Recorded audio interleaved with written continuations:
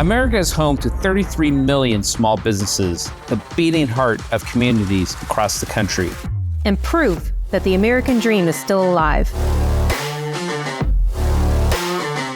This is a show about those dreamers and doers and the communities they serve.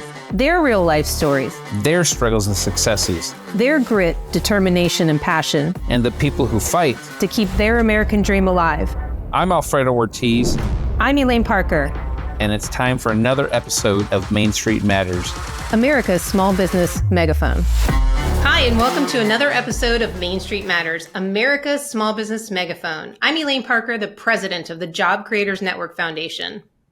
And I'm Jamie Bowers, an executive producer on the show here. Please subscribe to the show at salempodcastnetwork.com or wherever you get your podcasts from. Today, we're joined by Jim Nelles. Jim is a supply chain consultant based in Chicago. He served as a chief procurement officer, chief supply chain officer, and a chief operations officer for multiple companies. Jim served his country as a naval officer after attending college on an NROTC scholarship. He has a BA from Northwestern University in economics and French, as well as a master's in management from the J.L. Kellogg Graduate School of Business. Jim, welcome to Main Street Matters, America's small business megaphone. Hey, it's really great to be with you too. Thank you so much for having me today. Thanks. I got to say that's an impressive resume. Yeah. But the thing I'm most impressed with is the degree in French. I was going to say the same thing. I had to drop French 200 6 times in college. Ended up taking it the summer after graduation in order to finish up my degree. So I'm always impressed at those who can understand and grasp other languages, especially to the point where you put it on your resume. I didn't say I could grasp it. I had the right motivation, though. There may have been a certain sorority lady back at Northwestern who was a French major as well.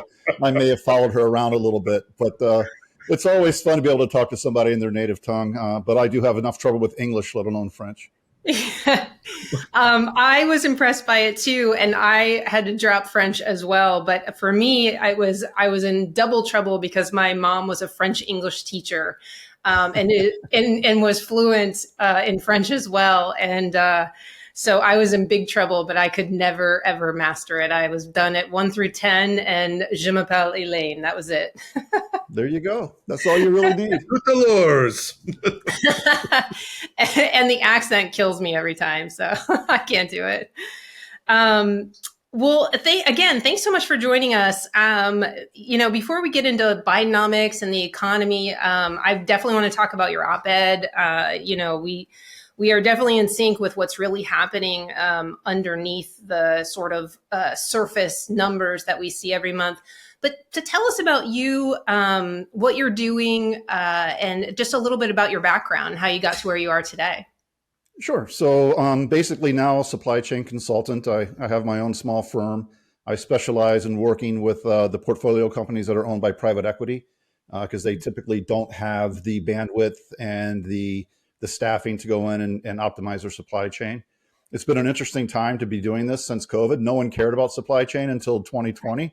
And then all of a sudden I became a really popular guy. I was the rock star of consulting. It was kind of fun. And we saw instances where it really changed at the height of COVID, where people went from a focus of cost reduction and risk mitigation to, I don't care how much it costs, just find these things for me and please get them to me if you can. And, that really highlighted something that was really wrong with the America. COVID did not cause the supply chain crisis that we had.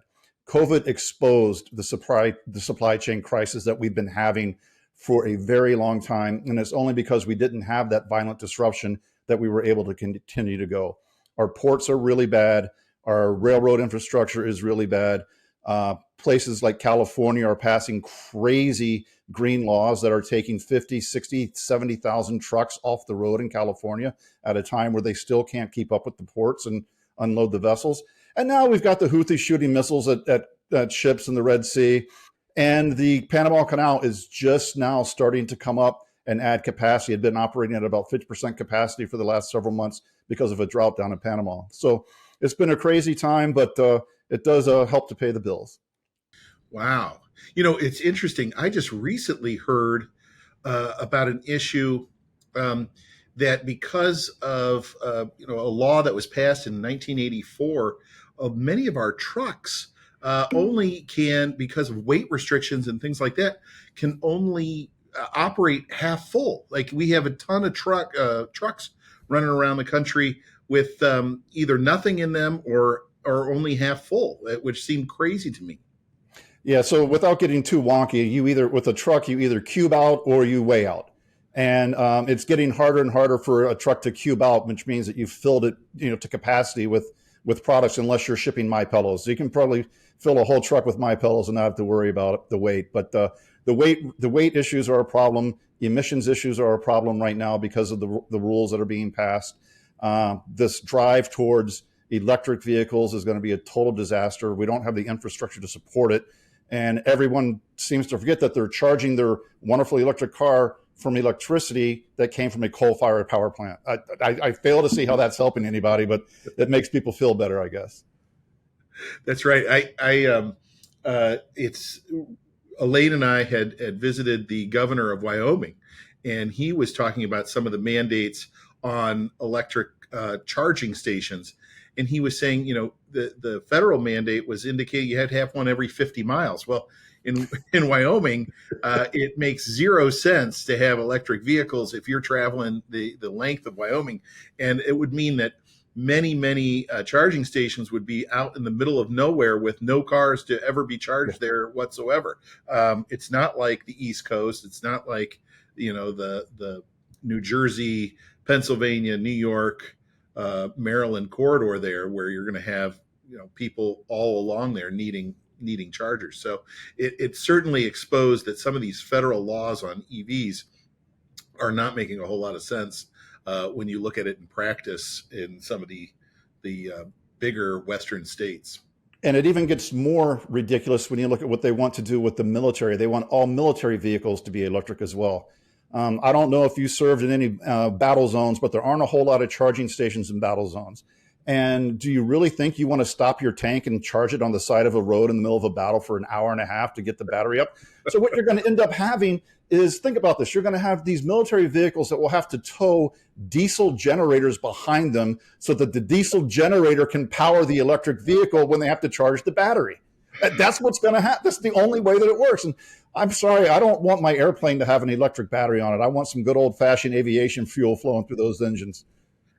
Well, there's certainly, if they want to do anything like that, make I would say, make my garbage truck electric so it's a lot quieter, and make the post office, those little ugly AMC vans electric. Like, go for it. But I agree with you. Maybe not the tanks. Not the tanks. Definitely not. Interesting. You mentioned the Houthis in the Red Sea, Panama Canal. I also like your perspective of that COVID didn't cause the supply chain issues. It exposed what we were actually dealing with. So sort of the beneath the surface that people don't seem to realize. Tell us how the current conditions overseas in the Red Sea and Panama Canal are impacting supply chain issues. Because I can remember, and this is obviously just anecdotal, but I went to buy a new sofa from one of the large furniture retail establishments in the country. And it was when you couldn't get stuff. And he said, hey, we're quoting 5 months, but we're the biggest in the country, and we'll get it before everybody else. So if you were a big company, then you could get to the front of the line and use your big buying contracts. But if you were the little guy, you were getting hurt. So I realize we're not talking about probably furniture being shipped across the seas overseas, but that was just an example of what I faced personally. So anecdotal, but. And that's what we were all kind of feeling was, oh, we can't get that. Oh, we can't get that dishwasher. Oh, we can't get that, refrigerator, or, I had to wait for a dishwasher too. But tell us, it's sort of the global implications that are going on that I think people don't realize now. Sure. So let's start with the Red Sea and what's going on there. So About 10% of the world's oil flows through the Red Sea, and about $8 billion a day worth of commerce flows through the Red Sea. Fortunately for the United States, it's primarily a highway between Asia and Europe going through the Suez Canal into the Red Sea. So we're not really feeling much of an impact of what's happening in the Red Sea yet, other than seeing the price of oil go up. Oil is kissing $83 a barrel today. Before this whole conflict started, we were in the high 60s, touching $70 a barrel. So that's significant, and that's going to impact inflation. We'll continue to see the CPI rise because of that. In Europe, they're seeing shortages. So Tesla had to shut down a couple of its plants in Germany because they weren't able to get the parts that they needed through the supply chain because of the attacks by the Houthis. What's happening is several shipping companies have decided to skip the Red Sea and go around the Horn of Africa, which adds anywhere from 10 to 17 days to the supply chain. That has other unintended consequences because there aren't enough, gosh, I can't even think of the word. There aren't enough vessels to carry all the stuff that need to be carried, but there also are not enough containers to support these delays. So when these delays happen, they start to run out of containers, which causes things to back up at the ports or back up at the distribution centers because they can't get the container to load the goods and then to load them onto a truck and then load them onto a ship, et cetera, et cetera. So that's what's happening on that side of the world. On this side of the world, we had a very bad issue up until, well, it's still a bad issue now, but up until recently with the Panama Canal and the drought, as I mentioned earlier. So you had ships that were starting to go around the southern tip of South America instead of going through the Panama Canal, which again added about 2 weeks to a ship going from China to the east coast of the United States. The other thing that we saw is that the folks at the Panama Canal, the Canal Authority, they were charging service charges to go through. The ships that were able to go through, like we were talking about with the trucks, had to go through with about 50% of capacity. We saw some ship lines actually offload on one side of Panama, put the goods onto trains, and then reload them on the other side of Panama in order to avoid that. And then you had other companies that were paying up to $5 million a ship to cut the line in order to be allowed into the canal without having to wait. So that caused some backups as well, and that impacted primarily the East Coast of the United States, and both goods going to the East Coast and goods leaving the East Coast. The last thing, which could be the biggest shoe to drop, is if China decides to go do something with Taiwan. And they don't even have to invade Taiwan. They just have to do a blockade. But if China shuts down the Taiwanese Straits, 80% of the world's sea commerce goes through the Taiwanese Strait. That will cause massive inflation, massive recessions. You will see COVID-like shelf shortages that we haven't seen since really the middle of 2020. That would be an absolute global disaster. Wow. You know, it's interesting. I kind of assumed that the supply chain issues that we were experiencing during COVID was that these factories was driven by the fact that factories were being shut down, the manufacturers were being shut down, and not necessarily that the shipping and the actual transport of the things were really in trouble. I kind of assumed that our just-in-time inventory efficiency that we have kind of grown, that we've moved towards, was to blame. But it's really interesting to find out that it really was exposing, port issues and not enough shipping containers, all of those things that you've just mentioned. That's really fascinating. No, you're absolutely right. And what we saw it was a perfect storm, right? You have a supply chain that is anywhere from 12 to 15,000 miles in length. You have just-in-time inventory, which means if the ship doesn't show up and get unloaded on time, you can't manufacture. You had plants that were shutting down in China because of the COVID lockdowns. You had kind of a whipsaw effect of a bunch of businesses canceling orders for electronics because they thought the world was going to end. And then all of a sudden they realized that people were sitting at home and wanted to do stuff with electronics. So they started trying to buy electronics again, and the manufacturers couldn't keep up with it. And then you add on to the inefficiencies at our port system. Anecdotally, I had a client's ship. They had some tools on his ship that arrived into the port of Los Angeles in early October of 2021. Early of October 2020. It was not unloaded until February of 2021. It sat there that long off the coast, waiting to be unloaded because of the backlog. Wow. Now, what is the role of government in some of these things? Clearly, Job Creators Network kind of wants a free market system where there's not as much regulations. But what is happening from a governmental aspect that is making this problem worse? Or are there things that the government can do or policies that could make this situation better? Everything that this administration has done with anything dealing with supply chain and transportation has been an unmitigated disaster. I wish Mayor Pete would go back on maternity leave for the rest of the Biden administration's term so that he can't do any more damage. He spends more time worried about equity of roads and bridges than he does about how to ensure that our trains aren't derailing. And like you, I don't want government intervention. I want government to get out of the way. Stop passing regulations that force trucks off the road. Stop saying that, yes, we're going to keep the port open for 24 hours, but we're not going to allow the depot where you have to pick up the containers to be open 24 hours. So it really doesn't matter that the port's open because it's just, it's for show, right? Yeah. We do stupid things like there's a law called the Jones Act that influences the ability of a foreign flagged ship to make multiple port calls and drop off American cargo in the United States. They have to be done by U.S. flagged vessels. Unfortunately, there aren't enough U.S. flagged vessels to do it, so it takes longer, prices go up, or they ship it via rail or truck. What the government, like I said, needs to do is just stop being stupid. And it's really, really hard for the government to stop being stupid, but they do.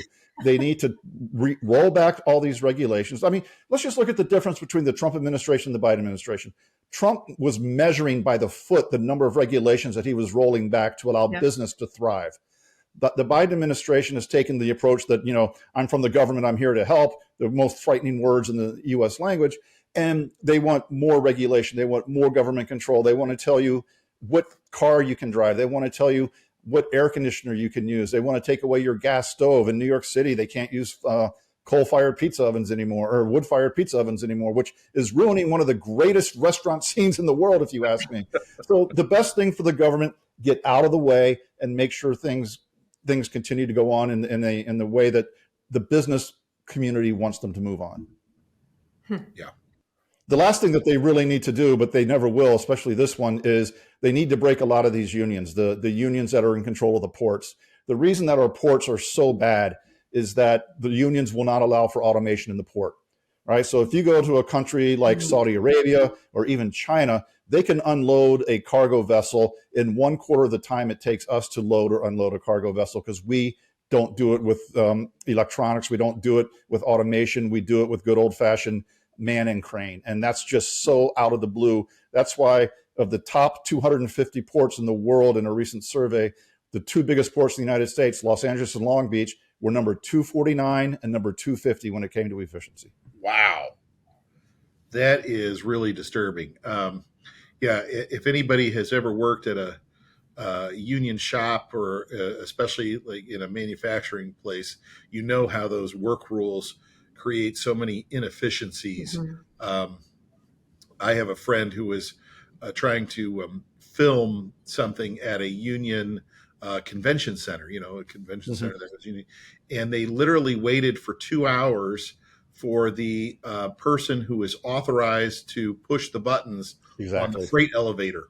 Yep. And they literally, it was a matter of that person, they couldn't touch the buttons.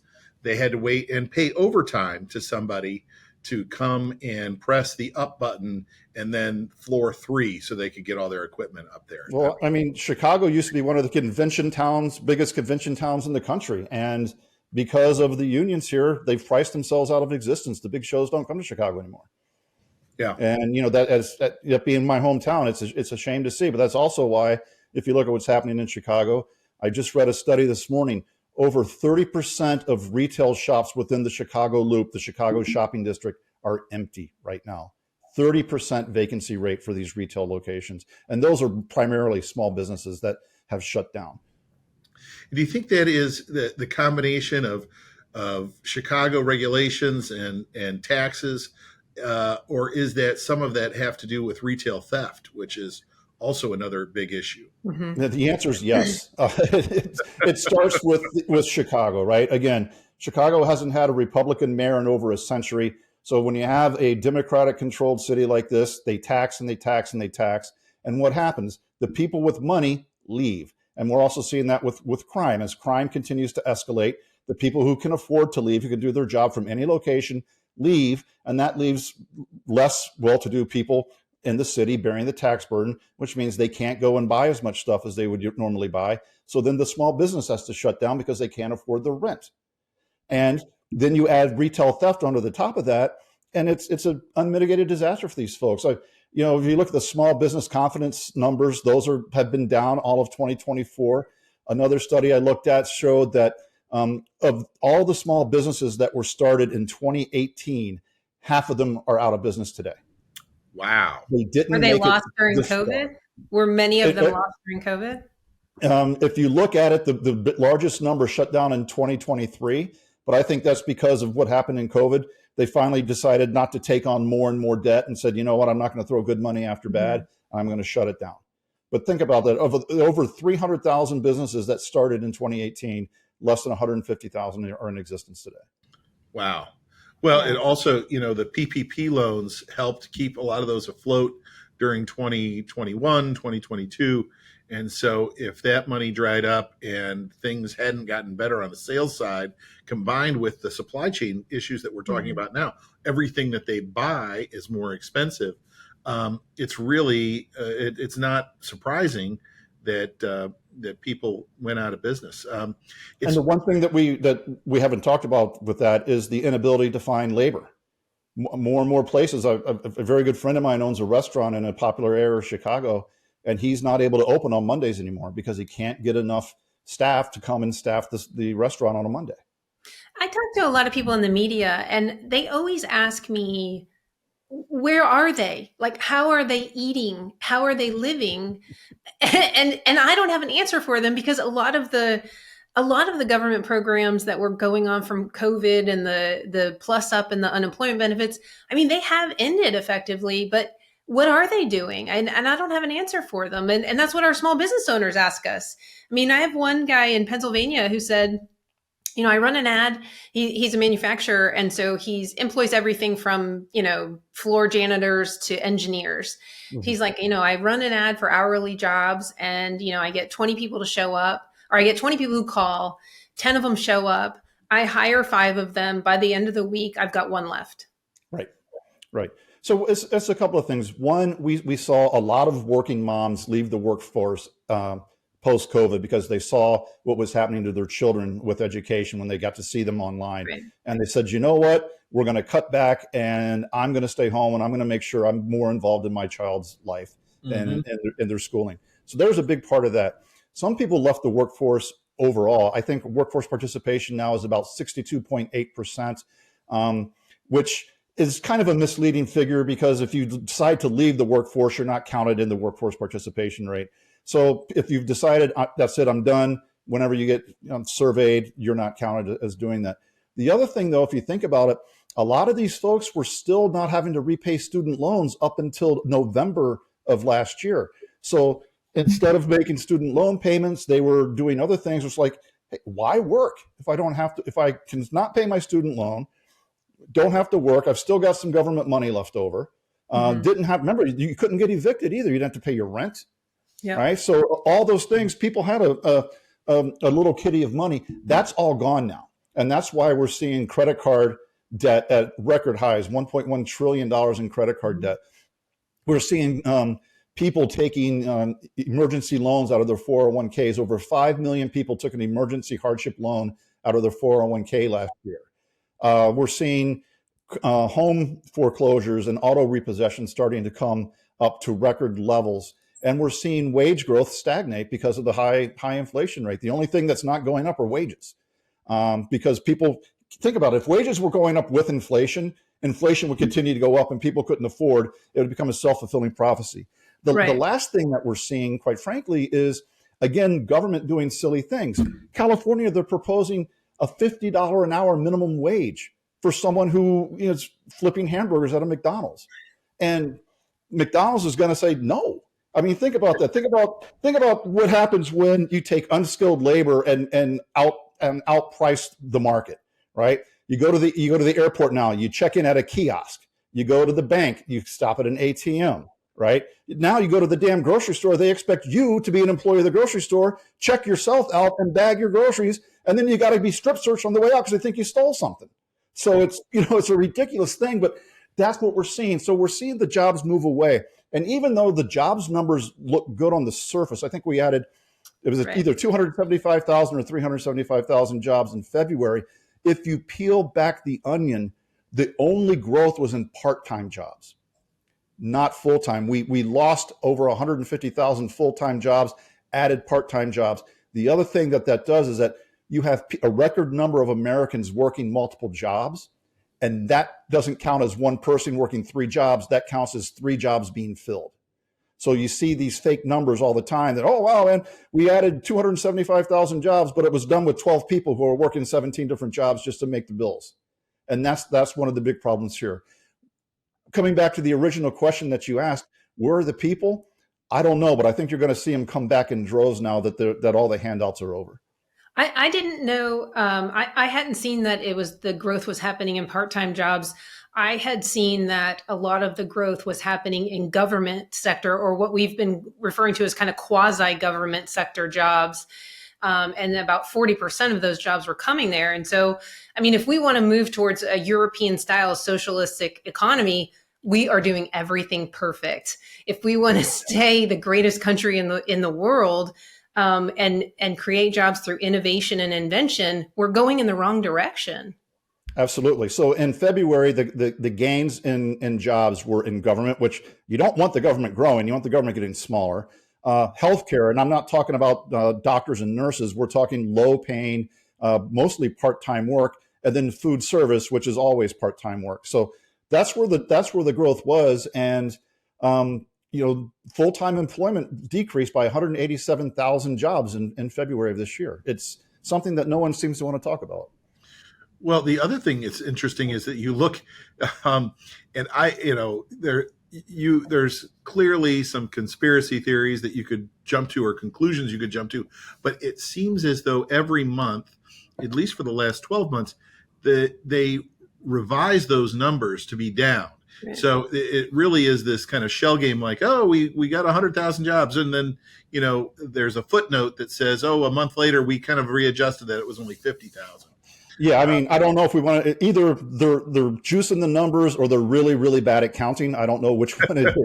Exactly. But it's kind of though like when the newspaper prints a correction, right? The correction's never on page 1. The correction is on the bottom right-hand corner of page 37. Say, right. Oh yeah, by the way, when Donald Trump said bloodbath, he wasn't really talking about violence. He was using a term to talk about the auto industry. So, I mean, but that's what happens when they revise these numbers down. Is they're like, there'll be a footnote in the BLS statistics that say, oh, and by the way, in January, the real number was this. Sorry, we got it wrong. Yeah, exactly. And it doesn't, the headline came out when the original number came. Exactly. Nobody's reporting on that revised number. You pointed out some other areas in your op-ed that I found interesting that, again, I hadn't looked at. I mean, I'm in Florida, so housing prices just don't seem to come down at all. But people aren't selling. And for the reason you point out is that for those people who are in a very low mortgage rate, you don't want to sell because you're going to jump up to 7-8% in a mortgage. But one of the things that you pointed out is that we're seeing more and more people back out of agreements to purchase a home. You said that in September of last year, cancellations were at 16.3% just for that month. That's 53,000 canceled agreements. I mean, what are real estate agents doing right now? That's a massive impact on home sales. What is that stemming from? Why are people backing out? So what we're seeing, and this was really prevalent in the fall when interest rates were skyrocketing for mortgages. So we went from basically mortgage around 2.5%, 3% to up over 7%.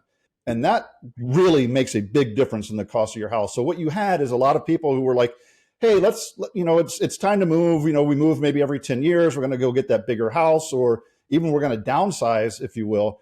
And then all of a sudden they fill out the paperwork. They make earnest money on the house. And then the mortgage comes in and they're like, well, whoa, what do you mean I got to pay this much every month for my mortgage? I can stay where I am at half the price and, not have to do any of the other things. So you know what? I'm going to walk away. And we're seeing more and more of that. The interesting thing from a business perspective that we're seeing is more and more companies are having a hard time convincing people to move to take a job. So at the white collar level, people aren't willing to sell their house and move somewhere else to take a job. So many roles are going unfilled, or we're seeing more and more of this, what I call work tourism, where people live in Chicago, have an office in Dallas, and fly down there for 3.5 days a week to do their job. Yeah. But if you look at it, right, it makes sense. I mean, I look at my house here. I refinanced it during COVID down to 2.25. I would be crazy to sell this thing and move anywhere and pay 7.1% mortgage rate. It would double my mortgage just to replace the house. Yeah. Yeah, I think a lot of people are thinking that. And as expectedly, interest rates are going to come down. It'll be interesting to see what that does to housing prices. Does that now, everything spike because now the market's kind of flooded with people who want to switch around? Just be interesting. It will be interesting. I mean, if you look at it, though, the only thing that saved the housing market right now, and the reason that it's not a repeat of 2008, is because people actually learned a lesson with the housing crisis in 2008, and they're like, oh, variable rate mortgages probably aren't the best thing to do if I'm going to go from 1% to 7% overnight, because no one really budgeted for that. So, in 2008, the number of variable mortgages was significant. Today, it's almost a rounding error, and that's what saved the housing market right now. That and the fact that people don't want to sell their house because they can't afford to replace it. Yeah. Once interest rates come down, which I actually think it's going to be longer than most people believe before interest rates come down. I actually can see the Fed raising rates again this year and not reducing rates. I think it's going to depend on how political Jamie Powell wants to be. But if you look at how things are going right now, the economy is still pretty darn hot on a macro level, even though at a micro level, the people in the economy are getting killed. Yeah. So you're in the minority of the people that I've talked to. Just a few weeks ago, it was he's going to do an interest rate cut, and then inflation came out last week, and of course we're seeing it increase again. It's actually increasing past wages again. And so you are sort of one of the first folks I've heard say, not only is he not going to cut rates, but he's going to increase them. I wouldn't be surprised. Again, this is an election year. If it was not an election year, I would almost guarantee they would raise rates again. But given that it's an election year and the Fed historically tries to juice the economy for the incumbent president, it's just a thing that they do. They probably will be very hesitant to do it unless they do it in the very last part of the year in December. They're meeting today and tomorrow, so I'll be interested to see what the meeting minutes say from the Fed meetings. But those who were expecting 6 rate reductions in the course of 2024, I don't know what they were thinking or what they were drinking, but I wish I had some of it because it must be really, really strong. Well, we've got $1.1 trillion in credit card debt. Delinquencies on the rise. We've got wages, inflation outpacing wages again. Eating out is 30% higher than it was pre-pandemic for families nowadays. What is your prediction that the Fed could even do between now and Election Day to juice things? Because you said it yourself, the numbers on the surface look great. Every month we hear the president come out and pound his chest about Bidenomics and how awesome it is. But it never seems to translate to the American people because look at his polls. People are struggling and they seem to be so tone deaf about it. Well, they're struggling because the administration just hasn't done a good enough job explaining how happy everyone is. And so they don't know that they're happy and that they're doing better. But at least that's, if you listen to the Sunday morning talk shows, that's what they say. What could they do to juice the economy? If they wanted to, they could drop the prime rate by a point. Right? If that's what they really wanted to do, they could do that. But that would cause more inflation. That would achieve the exact opposite of what the Fed has said their job is, which is to get inflation down to 2%. But with inflation, the thing that people seem to forget is inflation is additive, right? So when you talk about inflation, when they say, oh, inflation is at 3.2%, okay, well, in February of 2023, it was 6.5%. So we're still talking 10% inflation over the last 2 years. Prices up overall since Biden took office in January 21 are up nearly 20%. And, we talked about the 1.1 trillion of credit card debt. The sad part about that is people aren't using their credit cards to fly to France and practice their French and get flat screen TVs for the Super Bowl. They're paying for groceries. They're paying for utility bills. They're paying for the necessities. And if you look at what they call the basket of needs, food, shelter, and fuel, those are up all high double digits since 2021. Well, Jim, where are you located? How can people find you and learn more about your company? You can find me at Real Jim Nelles on X or Twitter or whatever he's going to call it this week, and also jimnelles.com. Well, I want to thank you for taking the time to join us on Main Street Matters, America's Small Business Megaphone. For those of you listening, thank you so much for taking the time to join us as well. You can subscribe to the show at salempodcastnetwork.com, and we will see you next time.